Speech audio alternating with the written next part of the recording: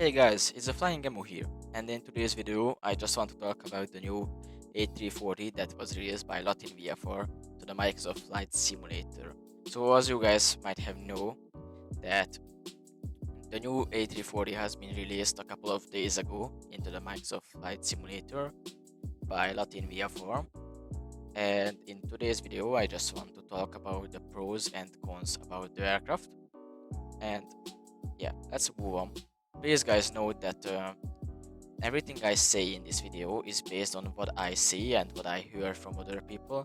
I personally do not own the product, so I really cannot tell my own experience with it. But anyway, let's get right into the video. Well, let's start off with the pros. So just the positive things. Let's get off with a positive vibe. So, first of all, as you guys know, the A340 is obviously a four-engine aircraft. I would say it is awesome, like flying a four-engine Airbus that actually flies, unlike the Redac A380, could be a very nice experience for any of you who like flying Airbuses. And yeah, it's just basically very nice. Okay, next up we have many liveries.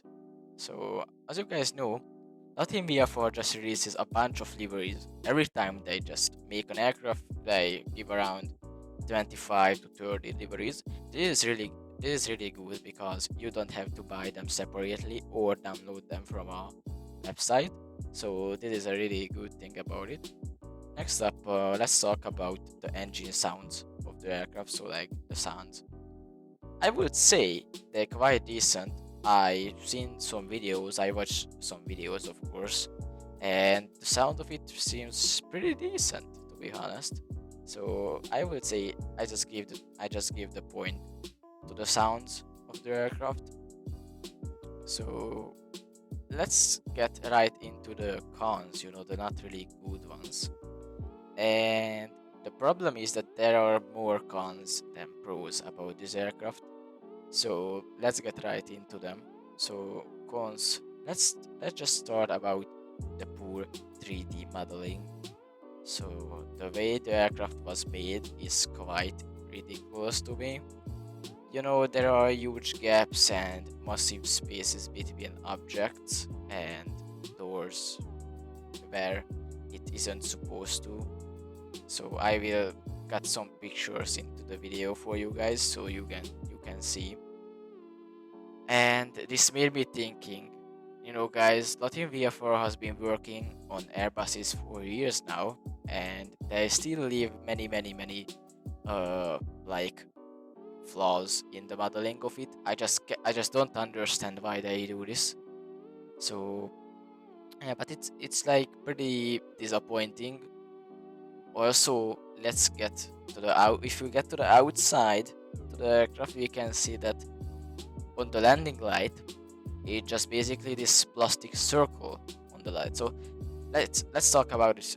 They didn't model like the space in there. They didn't model the bulb in there. There's no glass at all. It's just the wing and the plastic circle. So this is the landing light. It's just quite ridiculous because okay, let's see.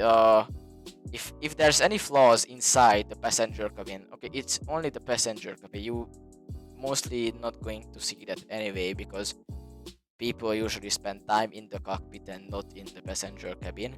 But if it's on the outside, I think it's like a little more disturbing when some flaw on the outside of the aircraft clearly visible. I mean, to me, especially, like, it's just quite disappointing. These guys been working on aircraft for years and they still have these many flaws. I own the A321 from Latvia for, and I didn't really notice anything on the like any negative things on the A321 besides that it's not a study level aircraft. So yeah, that's quite sad. Anyway, let's move on to the flight model of the aircraft. This is somewhere between the pros and cons because quite a time to take off because it's an underpowered aircraft. It has really small engines. So let's say it needs around 4,000 feet. It's maybe I say many, but I'm not sure about that. It needs quite a lot runway to take off. Now they modeled this one right. So in the flight simulator, you actually need a lot of time to take off, and this is really great about it. Now, what's not really great about it is that I've seen videos where people pointed out that pitching the aircraft up and down is a little bit too sensitive, and we will talk about that later when we get to the autopilot. But now, let's talk about the systems of the aircraft. So, for a system, it uses the basic Azobo flying systems, but I think every Latin VFR aircraft has used the basic system, so this shouldn't be a big problem. I mean, not to me at least. And now let's get to the autopilot. As I mentioned before, there are many autopilot bugs, and let's talk about the fact that when you're climbing the aircraft, I think the autopilot is a little too sensitive, to be honest. Like, I seen people just give it a little bit too much change in the course or maybe the speed of the aircraft, and the aircraft just starts dolphining up and down.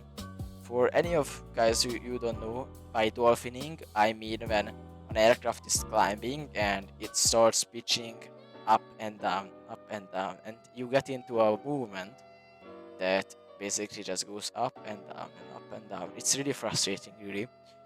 By the way, the A380 from product does a similar thing, except it does it on a horizontal angle or whatever. But basically, what happens there that when you landing with ILS or autopilot, it just overpulls the turns, and you cannot land it in ILS. It will crash by itself. It's really ridiculous. I know that the A340 doesn't have an auto land, by the way. Maybe it has the ILS approach, so you can still use ILS for approach, but you have to make the touchdown of the aircraft. But this is completely normal. It's not a flaw. I just mentioned it. So take note that the autopilot may not be perfect, and I would say it's pretty bad because the autopilot is one of the most important things if you are really into flying and you are a hardcore pilot. But let's get to the conclusion. So, but I think that the aircraft, it's not study level, so they didn't mention it. Latin VFR didn't point out that it will be study level, so I wouldn't call it like a scam or something. So it's just not a study level aircraft. I don't think any hardcore like flight simmer is going to fly it because it just lack of functions, and there are many inoperative switches in the cockpit. So it's not study level. It's not for hardcore players. Maybe if somebody wants to fly on A340 or just want to fly around like in an arcade or something, it's a good aircraft. Other than that, I think that the price, I would say it's a bit overpriced. It's 30 euros, I think, and basically 30 euros is, I think, is a bit much for all that flaws, the autopilot bugs. But the good news is that Latin VFR usually like updates their products, so they will fix all those autopilot issues and things like that. So don't worry about this, guys. But still, 30 bucks is just a bit overpriced. I would be happier if it would be like 19 bucks or 20 bucks. It would be a much better price for it. So if you want to buy it, A340 fan, you should buy it definitely. If you want to make a review about it, then you should buy it because basically it will just lose popularity. And if you just want an aircraft to fly with and you aren't really in a need of an A340, then just wait until it gets a discount because the current price of it is, I think, a little bit expensive. Maybe I will buy it, but I'm not sure about that. Uh, I really like the design of the A340, by the way. So maybe I will buy it, but you guys know that I don't really fly Airbuses. I prefer Boeings. So yeah, that's what I got for today. And I hope you liked the video. Thank you if you made this far. Um, and yeah, maybe I will drop a new video in the next 3 or 4 days. I have plans right now. So thank you for watching and see you in the next video. Please hit the like button and subscribe if you want to see more content from me. And yeah, see you in the next video. Take care. Have a nice day. Bye bye.